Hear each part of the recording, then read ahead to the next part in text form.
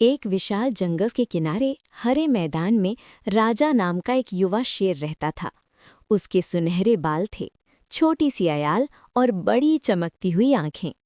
लेकिन राजा की जिंदगी अजीब थी। वो शेरों के साथ नहीं, बल्कि भेड़ों के झुंड के साथ बड़ा हुआ था। भेड़ें उसे अपना ही समझती थीं और राजा भी खुद को उन्हीं जैसा मानता था। हर दिन वो भेड़ों के साथ मैदान में जाता। जब वे घास खाती तो राजा भी घास खाने की कोशिश करता। लेकिन उसे कभी समझ नहीं आता था कि वो ऐसा क्यों कर रहा है। जब भी जंगल से कोई आवाज आती, भेड़ें डरकर भाग जातीं और राजा भी उनके साथ भागने लगता। उसे हमेशा लगता था कि वो कमजोर है। एक दिन मैदान में एक बूढ़ा और शक्तिशाली शेर आया। भेड़ों ने उसे देखा और डर कर भाग गई। राजा भी उनके साथ भागने लगा, लेकिन बूढ़े शेर ने उसे रोक लिया। उसने राजा को ध्यान से देखा और हैरान हो गया। उसे समझ नहीं आया कि एक शेर भेड़ों की तरह क्यों रह रहा है।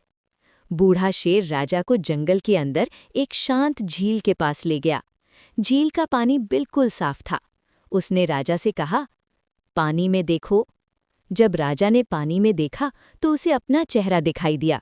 उसने देखा कि वो भेड़ों जैसा नहीं दिखता, वो भी एक शेर था। फिर बूढ़े शेर ने जोर से दहाड़ लगाई। पूरा जंगल उसकी आवाज से गूंज उठा। उसने राजा से कहा, अब तुम भी दहाड़ो। शुरू में राजा डर रहा था, लेकिन फिर उसने हिम्मत जुटाई। उसने पूरी ताकत से आवाज निकाली और उस दिन पहली बार राजा की आवाज एक असली शेर की दहाड़ बन गई।